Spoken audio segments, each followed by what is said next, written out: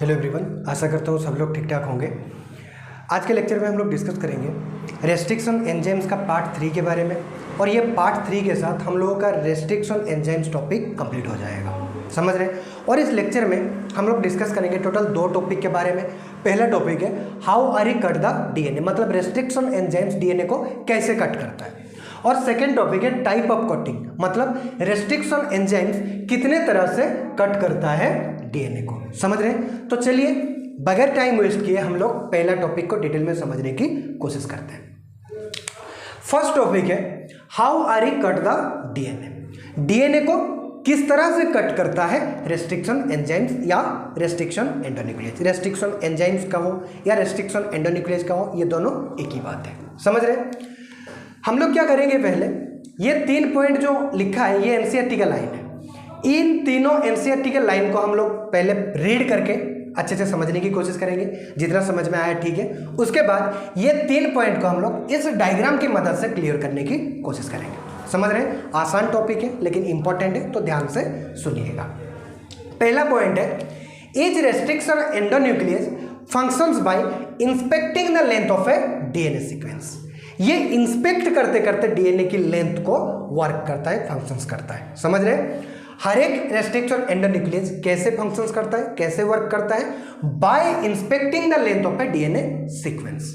DNA की length को ये क्या करता है, इंस्पेक्ट करते करते वर्क करता है। अभी बताऊंगा यहां पे। Once it finds it specific recognition sequence, जब इसको अपना स्पेसिफिक रिकॉग्निशन साइट मिल जाता है, हम लोगों को पता है हर एक रेस्ट्रिक्शन एंडोन्यूक्लियस का स्पेसिफिक रेस्ट्रिक्शन साइट होता है कि नहीं? बिल्कुल।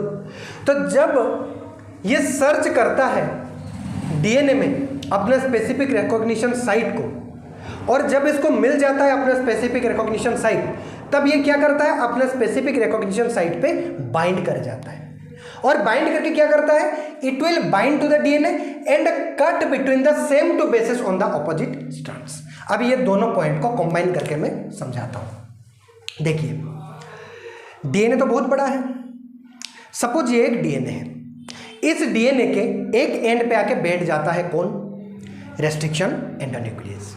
और एक एंड पे बैठने के बाद ये अदर एंड तक मूव करता है। कैसे?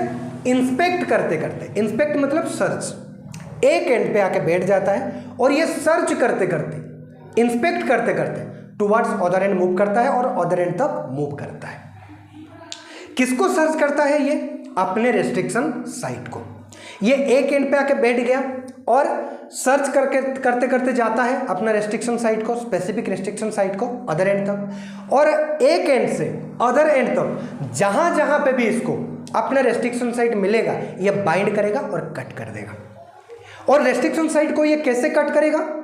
देखो, रेस्ट्रिक्शन साइट में क्या होंगे, 2 स्ट्रैंड होंगे। एक स्ट्रैंड के जो 2 न्यूक्लियोटाइड के बेस के बीच में ये कट करेगा, उसका ऑपोजिट स्ट्रैंड के वही 2 न्यूक्लियोटाइड के बेस के बीच में ये कट करेगा। ऐसे कट करता है। आशा करता हूं समझ गए होंगे। यहां पे हम लोग समझेंगे डायग्रामेटिक के द्वारा, डायग्राम के द्वारा। समझ रहे? देखिए, third point, each restriction endonuclease recognize a specific palindromic nucleotide sequence in the DNA। ये तो पता है हम लोगों को। यहाँ पे जो स्पेसिफिक पैलिंड्रोमिक न्यूक्लियोटाइड सीक्वेंस लिखा है, इसका मतलब क्या है, स्पेसिफिक रेस्ट्रिक्शन साइट या स्पेसिफिक रिकॉग्निशन साइट। समझ रहे हैं? ये बोल रहा है हर एक रेस्ट्रिक्शन एंडोन्यूक्लियस का स्पेसिफिक रेस्ट्रिक्शन साइट होता है। मतलब हर एक न्यूक्लियोटाइड का, हर एक रेस्ट्रिक्शन एंडोन्यूक्लियस का रेस्ट्रिक्शन साइट या रिकॉग्निशन साइट स्पेसिफिक होता है, अलग अलग होता है। समझ रहे हैं? देखिए, ये 3 पॉइंट को हम लोग अभी ये डायग्राम के द्वारा समझने की कोशिश करते हैं। डीएनए बहुत बड़ा है, तो डीएनए इधर भी है और डीएनए इधर भी है, ये चलता जा रहा है। समझ रहे हैं? मैं इतना पार्ट को लेके मैं आपको समझाता हूं। मैं इक्वार1 की एग्जांपल लेके आप लोगों को समझाऊंगा। इक्वार1 क्या है? एक रेस्ट्रिक्शन एंडोन्यूक्लियस है। इक्वार1 की साइट क्या है, रेस्ट्रिक्शन साइट क्या है? GAATTC। समझ रहे हैं? GAATTC और GAATTC। सपोज ये एक डीएनए है। डीएनए के एक एंड पे आके बैठ गया, कौन? इको R1, और ये इस एंड से इस एंड तक मूव करता जाएगा इंस्पेक्ट करते करते, किसको? अपना स्पेसिफिक रेस्ट्रिक्शन साइट को। समझ रहे? यहां से ये मूव कर रहा है, अपना रेस्ट्रिक्शन साइट ढूंढ रहा है। देखिए यहां पे इसको अपना रेस्ट्रिक्शन साइट मिल गया, क्या? GAA-TTC GAA-TTC। तो यहां पे आके ये बाइंड कर जाएगा, यही तो बोल रहा है पॉइंट। ये बाइंड कर जाएगा फिर कट कर देगा। कैसे कट करेगा? देखो इको R1 क्या करता है, एक स्ट्रैंड के अपना रेस्ट्रिक्शन साइट में जो दो स्ट्रैंड रहता है, एक स्ट्रैंड के G और A के बीच में कट करता है। और किसको कट करेगा?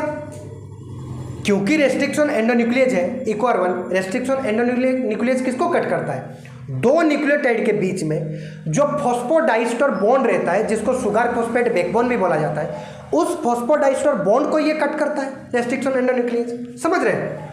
तो इंस्पेक्ट करते करते जब जाएगा और यहाँ पे इसको रेस्ट्रिक्शन साइट मिल गया इको R1 का, तो यहाँ पे बाइंड करेगा और यहाँ पे इको R1 क्या करता है, एक स्ट्रैंड के G और A के बीच में कट कर देता है फॉस्फोडाइस्टर बॉन्ड को, और अदर एंड के अदर स्ट्रैंड के भी ये क्या करेगा, G और A के बीच में कट करेगा।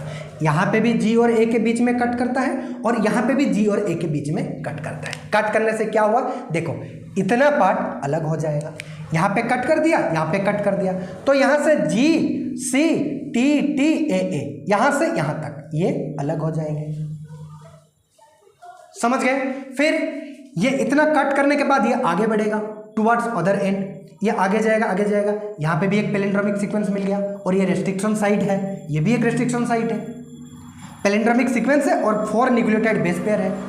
जिन पैलिंड्रोमिक सीक्वेंस पे 4 या 6 या 8 न्यूक्लियोटाइड का बेस पेयर होते हैं उनको हम लोग क्या बोलते हैं, रेस्ट्रिक्शन साइट। तो ये भी क्या है, एक रेस्ट्रिक्शन साइट है। लेकिन इसको इस पे बाइंड करेगा, इसको कट करेगा इको R1 नहीं, क्यों? GGCC इको R1 का रेस्ट्रिक्शन साइट है ही नहीं, तो इसको ये पहचान ही नहीं पाएगा। समझ रहे? तो इसको बगैर काटे ये आगे बढ़ेगा। आगे जाने के बाद देखिए यहाँ पे और एक साइट मिल गया इसको, GAA-TTC। यहाँ पे भी क्या करेगा, ये बाइंड कर लेगा और G और A के बीच में कट कर देगा, यहाँ पे भी G और A के बीच में कट कर देगा। मतलब दो स्ट्रैंड के सेम न्यूक्लियोटाइड के बेस के बीच में ये कट करता है, कौन? Restriction endonuclease. तो यहाँ पे देखो AATTCG, इतना पार्ट अलग हो गया, यहां से यहां ये अलग हो गया, यहां से ये अलग हो गया। तो बचा कौन? इतना पार्ट बचा। क्या क्या बचा देखो, AATTC नीचे G, हाँ ये है पूरा, फिर GC TTA और उतना पार्ट अलग हो गया, इतना बचा। ऐसे कट करता है डीएनए को, ऐसे कट करते करते करते करते अदर एंड तक जाएगा और ऐसे बचेगा। फ्रैगमेंट्स में डिवाइड कर देगा, ये डिफरेंट फ्रैगमेंट्स में ये कन्वर्ट कर देगा डीएनए को, काट देगा, ये फ्रैगमेंटेशन कर देगा डीएनए को। समझ रहे? ऐसे कट करता है डीएनए को, कौन? Restriction endonuclease. अभी पढ़िए, समझ में आएगा। Each restriction endonuclease functions by inspecting the length of a DNA sequence। ये इंस्पेक्ट करते करते काटता है। मतलब ये फंक्शंस कैसे करता है, एक एंड पे आके बैठ जाता है, इंस्पेक्ट करते करते अदर एंड तक जाता है और जहाँ जहाँ पे उसका रेस्ट्रिक्शन साइट मिलता है ये वहाँ पे बाइंड करता है और कट देता है, काट देता है। कैसे काटता है, ये सेम न्यूक्लियोटाइड के बेस के बीच में काटता है, दोनों स्ट्रैंड का। एक स्ट्रैंड पे कटता है नहीं, दोनों स्ट्रैंड पे कटता है, लेकिन सेम जगह पे काटता है। समझ रहे हैं? और यहाँ पे बोल रहा है ईच रेस्ट्रिक्शन एंडोन्यूक्लियस रिकॉग्नाइज, हर एक रेस्ट्रिक्शन एंडोन्यूक्लियस पहचानते हैं, आइडेंटिफाई करते हैं, रिकॉग्नाइज करते हैं एक स्पेसिफिक रेस्ट्रिक्शन साइट को। ये बात तो पता है हम लोगों को, पिछले लेक्चर में भी पढ़े।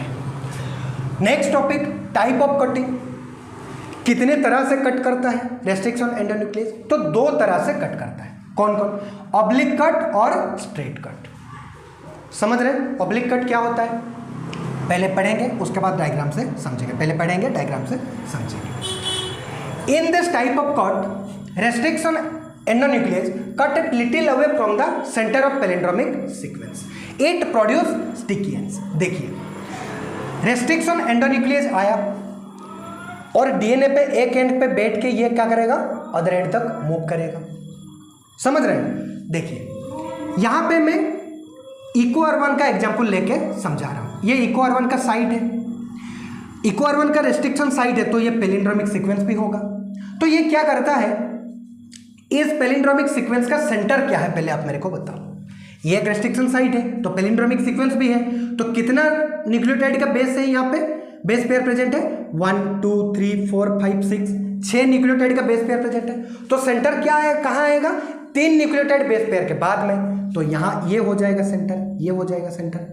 इधर अगर काटेंगे हम लोग, इमेजिन करो इधर काटेंगे तो इधर 3 न्यूक्लियोटाइड का बेस पेयर बचेगा, इधर 3 न्यूक्लियोटाइड का बेस पेयर बचेगा, मतलब ये सेंटर पार्ट हो गया, है कि नहीं। ऑब्लिक कट में क्या होता है, रेस्ट्रिक्शन एंडोन्यूक्लियस आके सेंटर पार्ट पे ना काट करके ये सेंटर पार्ट से क्या करता है, पैलिंड्रोमिक सीक्वेंस का सेंटर पार्ट पे ना काट करके ये सेंटर से थोड़ा अवे कट करता है, समझ रहे। जैसे कि ये हो गया सेंटर पार्ट, ये इको R1 का रेस्ट्रिक्शन साइट है, ये इको R1 आके ये सेंटर पार्ट पे ना काट करके सेंटर से थोड़ा सा दूर काट करता है। जैसे यहाँ काट ना करके यहाँ कट करता है, यहाँ ना काट करके यहाँ कट करता है, समझ रहे हैं। तो क्या हुआ, इको R1 आके G और A के बीच में यहाँ कटेगा, G और A के बीच में यहाँ काटेगा, समझ रहे हैं। तो ये जो कट कर रहा है दोनों जगह, हम लोग अगर यहाँ पे देखेंगे तो ऑब्लिक की तरह सिंबल आ रहा है, यहाँ काट रहा है फिर यहाँ काट रहा है, देखो एक ऑब्लिक की तरह सिंबल आ रहा है, समझ रहे हैं। इसीलिए बोलते हैं इस काट को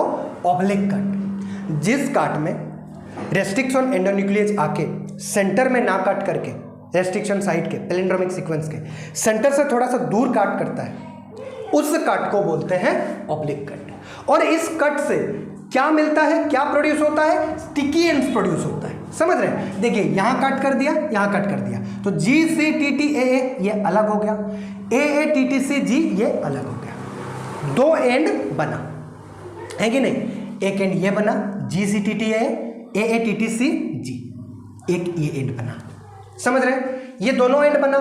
यहां पे देखिए सिंगल स्टैंडर्ड एंड हम लोगों को नजर में आ रहा है। ऑब्लिक कट करने से 2 एंड ऐसे मिल रहा है, यहां पे देखिए 2 सिंगल स्टैंडर्ड एंड मिल रहा है हमको। अगर कट करने के बाद ऐसे सिंगल स्टैंडर्ड एंड देखने को मिलता है तो इस टाइप के सिंगल स्टैंडर्ड एंड को बोला जाता है स्टिकी एंड, समझ रहे हैं। मैं आप लोगों को बताया था पिछले लेक्चर में कि स्टिकी एंड क्या होता है, ब्लंट एंड क्या होता है, मैं बताऊंगा नेक्स्ट लेक्चर में, तो आज बता रहा हूं। ऑब्लिक कट करने से ऐसे 2 एंड प्रोड्यूस हुआ, है कि नहीं। ये 2 एंड में ऐसे ओवरहैंग्स की तरह, जैसे देखिए TTAA प्रेजेंट है, एक स्ट्रैंड के एंड प्रेजेंट है, उसका कॉम्प्लीमेंट्री एंड गायब हो गया, हट गया, अलग हो गया, तो ये एक ओवरहैंग्स की तरह दिख रहा है, मतलब झूल के बैठा है, जैसे ऐसे दिख रहा है, झूला हुआ है, समझ रहे हैं। तो इस टाइप का सिंगल स्टैंडर्ड एंड को बोला जाता है स्टिकी एंड। और स्टिकी एंड, ये भी एक स्टिकी एंड है, ये भी एक स्टिकी एंड है। सिंगल स्टैंडर्ड एंड को बोला जाता है स्टिकी एंड, समझ रहे हैं। देखिए स्टिकी एंड क्यों बोला गया, यहाँ पे जिन एंड को आसानी से चिपका सकते हैं उन एंड को बोला जाता है स्टिकी एंड। आसानी से चिपकने वाला एंड, उनको हम बोलते हैं स्टिकी एंड। जैसे कि AATT, मतलब इस एंड को हम लोग अगर इस एंड के ऊपर लाएंगे तो देखिए TTAA, उसका कॉम्प्लीमेंट्री एंड क्या होने वाला था, AATT, तो ये क्या है AATT, इसके ऊपर लाएंगे तो ये आसानी से चिपक जाएंगे, समझ रहे हैं। क्योंकि इन एंड को ऑब्लिक कट से प्रोड्यूस होने वाला एंड्स को आसानी से चिपका सकते हैं, इसीलिए ऑब्लिक कट से जो एंड प्रोड्यूस होते हैं उन एंड का नाम है स्टिकी एंड, समझ रहे हैं। सिंगल स्टैंडर्ड एंड जहां पे भी दिखेगा आप बोलोगे ये स्टिकी एंड है, समझ रहे हैं। देखिए फिर आया स्ट्रेट कट। स्ट्रेट कट में क्या होता है, in this type of cut restriction endonuclease cut at centre of palindromic sequence. Straight cut में क्या होता है, रेस्ट्रिक्शन एंडोन्यूक्लियस आता है, ये पैलिंड्रोमिक सीक्वेंस के मतलब रेस्ट्रिक्शन एंडोन्यूक्लियस के बीच में कट करता है, सेंटर में कट करता है, समझ रहे हैं। इसके द्वारा क्या होता है, it produce blunt ends. Straight cut से क्या प्रोड्यूस होता है, ब्लंट एंड्स प्रोड्यूस होता है। एग्जाम्पल लेते हैं समाफास्ट, और समाफास्ट का रेस्ट्रिक्शन साइट क्या है, CCCGGG, और नीचे भी CCCGGG, यहाँ पे भी 6 न्यूक्लियोटाइड का बेस पेयर है, और ये बीच कहाँ पे आएगा, सेंटर कहाँ पे आएगा इस रेस्ट्रिक्शन साइट का, ये यहाँ पे कट करेंगे तो यहाँ पे 3 न्यूक्लियोटाइड का बेस पेयर बचेगा, यहाँ पे 3 न्यूक्लियोटाइड का बेस पेयर बचेगा। और समाफास्ट क्या करता है, अपना रेस्ट्रिक्शन साइट को बीच में कट करता है, सेंटर में कट करता है, और सेंटर में कट करने से क्या होता है, यहाँ पे CCC GGG अलग हो गया, वहाँ पे CCC GGG CCC अलग हो गया। समझ रहे हैं? देखिए यहाँ पे कोई सिंगल स्टैंडर्ड एंड या कोई भी ओवरहैंग्स देखने को नहीं मिल रहा है। समझ रहे हैं? तो डबल स्टैंडर्ड एंड को ऐसे, डबल स्टैंडर्ड एंड जो प्रोड्यूस होता है स्ट्रेट कट से, इन डबल स्टैंडर्ड एंड को बोला जाता है ब्लंट एंड। समझ रहे हैं? और स्टिकी एंड को बहुत आसानी से चिपका सकते हैं हम लोग as compare to blunt end. समझ रहे हैं? और हम लोग को पता है बायोटेक्नोलॉजी में डीएनए को कट करके, जीन को अलग करके आगे जाके हम लोगों को वेक्टर डीएनए के साथ चिपकाना भी पड़ेगा, लाइगेज के थ्रू ज्वाइन भी करना पड़ेगा और रिकॉम्बिनेंट डीएनए प्रोड्यूस करना पड़ेगा। समझ रहे हैं? क्योंकि हम लोग स्टिकी एंड को as compare to blunt end बहुत आसानी से चिपका सकते हैं वेक्टर डीएनए के साथ, तो बायोटेक्नोलॉजी में स्टिकी एंड को मोर प्रेफरेंस दिया जाता है। समझ रहे हैं? तो हम लोग ये भी बोल सकते हैं बायोटेक्नोलॉजी में उन रेस्ट्रिक्शन एंडोन्यूक्लियस को मोर प्रेफरेंस दिया जाता है जो restriction endonuclease sticky ends produce करते हैं। समझ रहे? क्योंकि आगे जाके हम लोग को रिकॉम्बिनेंट डीएनए भी तो बनाना है ना। समझ गए? तो आज के लेक्चर में हम लोग सीखे आरई कैसे कट करता है डीएनए को और कितने तरह से कट करता है। बहुत अच्छी तरह से मैं with diagrammatic representation and with example आप लोगों को समझा दिया। समझ रहे हैं? तो फिर मिलेंगे नेक्स्ट लेक्चर में, तब तक के लिए अच्छे से पढ़ते रहिए। आज हम लोगों का इस लेक्चर के साथ कंप्लीट हो गया रेस्ट्रिक्शन एंजाइम्स। नेक्स्ट लेक्चर में बाकी 2 एंजाइम्स को हम लोग पढ़ने की कोशिश करेंगे। तो तब तक के लिए बहुत अच्छे से पढ़ते रहिए। धन्यवाद।